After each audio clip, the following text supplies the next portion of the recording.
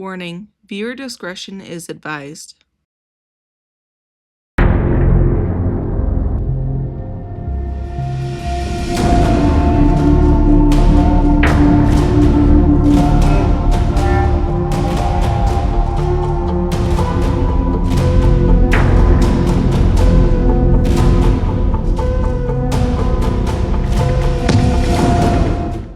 Welcome back to Meals To Unalive For. I'm Jody Breton, and this is where food and memory meet, and not everything stays in the past. Let's get into it. Today, we'll be talking about Donner Pass and Sutter Fort, and I'll be making polenta, chuck roast, veggies, a blood orange cake, and mushroom tart. There are moments in history where survival pushes people past the limits of morality, past the limits of humanity itself. Moments where hunger becomes something more than pain. It becomes a force, a decision, a line you thought you'd never cross until you do. Today's episode takes us to two places tied together by desperation and destiny. One high in the frozen Sierra Nevada mountains, where a group of pioneers became trapped in the snow and made choices that would haunt American history forever. And the other, a growing settlement in California's Central Valley where opportunity, ambition, and greed would reshape the future of an entire nation. This is the story of Donner Pass and Sutter's Fort, a story of hope turning into horror. In the 1840s, America was obsessed with one idea: manifest destiny, the belief that it was the nation's divine right to expand westward, no matter the cost.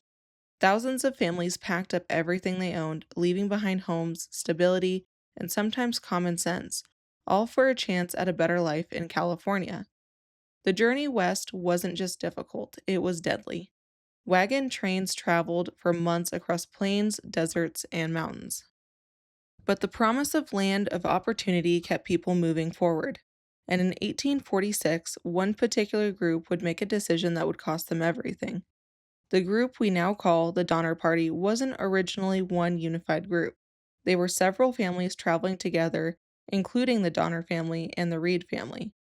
Led by George Donner, his brother Jacob Donner, originally from North Carolina, the Donner family later moved to Illinois. George Donner's group included his wife, Tamsin Donner, and several children. They were older and more established than many others, which made them natural leaders. The Reed family, led by James F. Reed from Illinois, family members included his wife Margaret, several children, and a teamster, who was a wagon driver. The Reeds were relatively wealthy and brought better supplies than most. The Breen family, led by Patrick Breen, Irish immigrants who had settled in Iowa. Patrick Breen kept a diary, which is one of the most important first-hand records of what happened.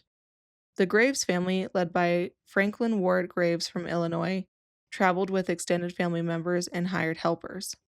The Murphy family, led by Risa Murphy from Tennessee, later moved to Illinois. Several Murphy children were orphaned during the ordeal and became central figures in survival stories. Most of the members of the Donner family started in Springfield, Illinois, leaving on April 12, 1846, and passing through Independence, Missouri on May 12th while acquiring more travelers.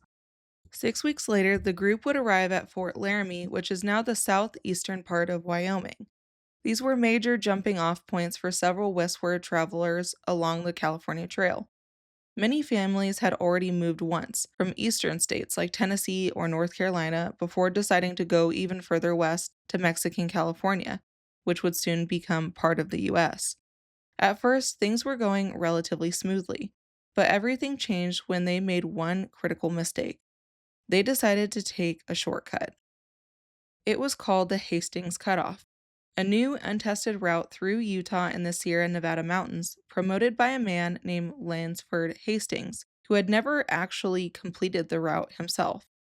Hastings had claimed that his route would have shaved more than 300 miles from the journey to California. In reality, Hastings Cutoff was 125 miles longer than the established trail, which ran north of the Great Salt Lake, and it would take the pioneers through some of the most inhospitable country in the entire Great Basin. A note left by Hastings had assured the party that they would be able to cross the desert in just 2 days, but the journey took 5. Despite warnings from other travelers, the group took the cutoff, and it immediately went wrong. The Hastings Cutoff added weeks to their journey. The party lost dozens of cattle in the desert, and several wagons had to be abandoned. The pioneers lost valuable days conducting a fruitless search for the missing oxen before beginning navigation of the Ruby Mountains in modern northeastern Nevada. By the time the Donner Party reached the Humboldt River, where Hastings Cutoff rejoined the main California Trail, it was late September. All the other migrants of 1846 had completed their journey to California, and the Donner Party was racing the weather to clear the passes in the Sierra Nevada. Instead of saving time, it slowed them down dramatically. They had to carve a path through dense terrain, struggle through the Great Salt Lake Desert, and ration their already limited food. By the time they rejoined the main trail, they were dangerously behind schedule, and worse, winter was coming. By the time the Donner Party reached the Sierra Nevada mountains, it was already too late. Tensions were running high amongst the exhausted migrants, and by October 5th, an altercation between John T. Reed and a teamster, John Snyder, employed by another family. Snyder was beating an oxen when Reed intervened, and it escalated, ending with Reed stabbing Snyder, killing him. Some members of the party suggested that Reed should be hanged, but he was instead banished from the company. Reed would continue west on horseback while the rest of his family remained with the Donner Party. The migrants began the ascent of the Sierra foothills, low on food, and Paiute warriors killed several of the remaining oxen. By this point, the members of the company had cached or buried virtually all of their personal possessions except for food, clothing, and the barest essentials necessary for survival in an effort to minimize the load on their exhausted animals. On October 31st, the wary migrants approached what is now Donner Pass across the Sierra Nevada and found their progress blocked by deepened snow. At first, it was manageable, then it became relentless. Snow piled higher and higher and eventually reached over 20 feet in some areas. The group became completely trapped near what we call Donner Pass. They couldn't move forward, they couldn't go back. They were stuck and they tried to survive, but the snow didn't stop and neither did the hunger. Most of the party would build crude cabins near what is now known as Donner Lake. The Donners, whose progress was delayed by a wagon accident, made a similar camp a few miles further east on the trail near Alder Creek.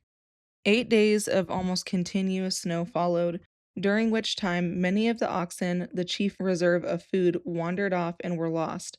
On November 20th, Patrick Breen, whose family had joined the party in Independence, Missouri, began a diary which he continued until March 1st. Breen's account of the winter of 1846/47 would provide the only contemporary written record of the Donner Party's ordeal. On December 15th, Bayless Williams, an employee of the Reed family, died of malnutrition at the lake camp. He was the first recorded death in the camps, although many others would soon follow. There's something uniquely chilling about the story of the Donner Party, but nothing brings it closer, nothing makes it more real than the words of one man. Patrick Breen wasn't a leader, he wasn't famous, he was just a father trying to survive. And in the middle of one of the worst disasters in American history, he kept his diary. Not long entries, not dramatic feelings, just short lines. Matter of fact, detached, and that's what makes them so disturbing. December 20th, 1846. He writes, "Snow fast, wind west, snow drifting." That's it. No panic, no fear written on the page, but behind those words, the reality was setting in. They were trapped, completely cut off from what we now call Donner Lake, buried under feet of snow with no way out. December 24th, Christmas Eve. Very cold, no wood, cannot get wood. Imagine that, not just starving, but freezing, and too weak to even gather firewood. December 25th, Christmas Day. Christmas Day, no meat, no bread. No celebration, no joy. Just silence, hunger, and the slow realization. And that they might not survive the winter. By January, things got worse, much worse. Food was gone, completely gone. People began boiling animal hides, chewing on bones, anything just to stay alive a little bit longer. January 8th, Miss Murphy died last night, Breen writes. Just one sentence, no explanation, no emotion. Because now, death was becoming normal. January 10th, he writes, a hard time, children crying for food. That might be one of the most heartbreaking lines in the entire diary, because there was nothing anyone could do. The parents, the families, they were watching their children starve, and they were powerless to stop it. As the days went on, the entries became a record of loss, one by one, names reduced to lines. Miss Graves died, Milt Elliott died, over and over again. And then something even darker appears in the diary. It's never described in detail, never dramatized, just hinted at the unthinkable cannibalism. February 1847, Breen writes, Miss Murphy said here yesterday that thought she would commence on Milt and eat him. I doubt that she has done so yet. It is distressing. But even here, Breen doesn't linger on it. He doesn't explain it because at that point, it isn't shocking anymore. It's just survival. Then finally, February 19th, 1847, after months of starvation, death, and isolation, a single line breaks the pattern. Relief came today. 7 men, snowshoes. Rescue had arrived, but even then it wasn't over. Many were too weak to leave, and some would die even after help reached them. Patrick Breen survived, his diary survived, and today it stands as one of the most haunting records we have. Not because of what it says, but because of what it doesn't. No dramatics or explanations, just quiet, simple entries. At first, they rationed carefully. Every scrap of food was precious, and it still wasn't enough. They began eating anything they could find: animal hides, boiled leather, even tree bark. Hunger changes people. It strips away logic, morality, and identity and turns survival into instinct. And as the weeks dragged on, people began to die. Out of desperation, on December 16th, a party of 10 men and 5 women would set out to cross the mountains on improvised snowshoes. This would be known as the Forlorn Hope. During a month's harrowing, often overwhelming hardships from cold, storms, deep snows, and inadequate food, they struggled on. 8 of the men died, and the bodies of some of them were eaten by the others. 2 men and all the women got through to the Sacramento Valley. The settlers of California organized a relief party which left Fort Sutter, Sacramento, on January 31st, 1847. Heroically struggling through the deep snow, 7 men reached the lake camp on February 18th. They then took 23 of the starving immigrants, including 17 children, back to the settlements. Several deaths occurred along the way. Other relief parties followed, but because of illness and injuries, it was impossible to remove everyone. And because of that, the dead became food. A horrifying necessity, but as the journey continued, the situation became darker. Some accounts suggest that not all deaths were natural, that decisions were made, that survival came at the cost beyond imagination. As the starvation worsened and the death toll rose, stories began to spread, whispers of what really happened in those mountains. Some claimed the survivors didn't just wait for death, that they caused it. That murder, intentional, desperate, unthinkable, may have taken place in order to survive. But here's the truth: there is no solid evidence to support those claims. Most historians agree that cannibalism did occur, involved those who had already died. And while some accounts from the escape group, the Forlorn Hope, remain unclear, even contradictory, there's no definitively proving that people were killed for food. But it's the part that defines it. Rescuers reported that some survivors were surrounded by human remains. Some were actively consuming them. Others refused, even as they starved. When we talk about the Donner Party, it's easy to focus on the tragedy, the snow, the starvation, the impossible choices. But at its core, this story is also about survival and who made it out alive. In total, 87 people set out for California in 1846. By the time the ordeal in the spring of 1847, only 48 had survived. Nearly half the group was gone. Some families, like the Reeds and Breens, survived almost entirely intact. Against all odds, every member of their immediate families lived. Others weren't so fortunate. The Donner family itself tells one of the most heartbreaking stories. George and Tamsin Donner both died at their remote camp in Alder Creek, but all of their children survived, rescued just in time. George Donner was very sick, and Tamsin refused to leave his side, knowing that she would die in those mountains with George. In many cases, a pattern begins to emerge. Adults, especially men, were more likely to die. They took greater risks, went on dangerous journeys, or gave up food for others. Children, though vulnerable, were often prioritized during rescues, and many of them lived, even after losing both of their parents. Other families, like the Murphys and the Eddies, were devastated. Some children survived, but entire branches of those families were lost to starvation and exposure. And then there were individuals, people who survived almost by chance. Some were separated from the group, some were rescued earlier. Others, like James Reed, survived because they weren't even there when the worst of it happened. In the end, survival in the Donner Party wasn't just about strength. It came down to timing, location, and sometimes just pure luck. Because in those mountains, in the winter of 1846 to 1847, survival wasn't guaranteed for anyone. Now, here's where the story shifts. Because the survivors of the Donner Party were brought to a place called Sutter's Fort. Sutter's Fort was founded by John Sutter in what would later become Sacramento, California.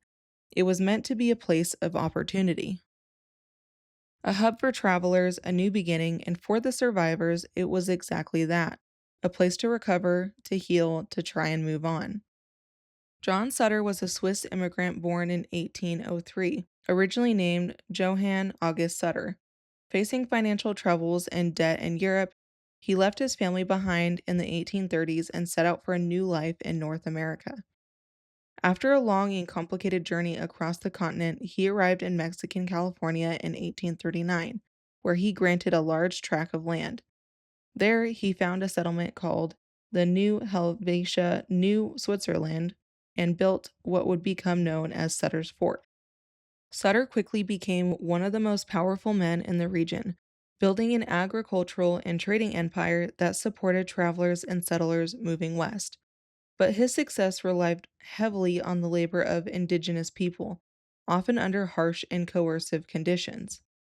In a twist of fate, Sutter's legacy would be forever tied to the California gold rush, and just 2 years after Donner Pass tragedy happened when gold was discovered at his sawmill in 1848, an event would ultimately destroy the very empire he worked so hard to build. And overnight, everything changed. The California gold rush began, thousands of people flooded into the area, seeking wealth, opportunity, and fortune. But here's the irony, the same land that nearly killed the Donner Party now became a place people rushed towards. Where people once starved, others now chased riches. And Sutter, the man who built the fort, he didn't benefit from the gold. In fact, it destroyed him. The gold rush brought chaos. Workers abandoned Sutter, his land was overrun, his resources were drained, he lost almost everything. The man who had helped survivors rebuild their lives watched his own fall apart. There's another side to John Sutter's story, one that often gets overlooked. While Sutter's Fort is remembered as a place of refuge for settlers and survivors, the system that sustained it depended heavily on indigenous labor, and not all of it was voluntary. Historical accounts describe native Californians being brought into Sutter's settlement to work the land, build infrastructure, and maintain daily operations. Some came under pressure, others were not free to leave. They worked in the fields, in the workshops, inside the walls of the fort itself. And while Sutter often framed this as protection or employment, many historians argue that the reality looked very different. Indigenous people were kept under close supervision. Movement was restricted, punishments were enforced. One historian would later describe conditions like these as being little removed from slavery. And that's the contradiction at the heart of Sutter's legacy. Because while he offered food and shelter to incoming settlers, the foundation of his success was built on the control of people who never had a choice. It wasn't a single moment of violence, it was a system. Quiet, constant, and for those living within it, inescapable. John Sutter would end up a failure. In 1848, gold was discovered at the Sutter Mill, which was actually owned by Sutter. Instead of making him rich, it ruined him. What happened was thousands of gold seekers flooded into the area. They abandoned Sutter's farm and workforce, squatters took over his land, his livestock was stolen or killed, crops were destroyed. By the early 1850s, the fort was damaged, stripped, and falling apart. the surrounding land became the growing city of Sacramento. Sutter's Fort basically went from a powerful settlement to a relic swallowed by chaos and rapid growth. Despite owning the land where gold was found, Sutter never profited from the gold rush. He spent years trying to fight legal battles to reclaim his land, but U.S. courts often did not recognize his Mexican land grants fully. Squatters' rights and legal disputes drained him financially. By the 1850s, he was essentially bankrupt. He moved to the East Coast, eventually settling in Lititz, Pennsylvania, spending years petitioning the U.S. government for compensation, lived on a small pension supported from others. He never regained his fortune, and ended up dying in 1880 in Washington, D.C. He was actually there trying one last time to get compensation from Congress. He died still fighting for justice and never received what he believed he was owed. Donner Pass and Sutter's Fort aren't just two separate stories, they are part of the same, larger moment in history. A moment defined by ambition, by risk, and by the unpredictable cost of chasing opportunity. At Donner Pass, the cost was immediate and brutal. At Sutter's Fort, it came more slowly but just as completely. Different paths, same outcome. Dreams built on the idea of California, undone by the reality of it. Today, if you stand at Donner Pass, it's quiet, peaceful even. It's hard to imagine the suffering that took place there. And if you walk through Sutter's Fort, it feels preserved, almost frozen in time. But both places hold the same story beneath the surface, a story of hope, of desperation, and how quickly everything can change.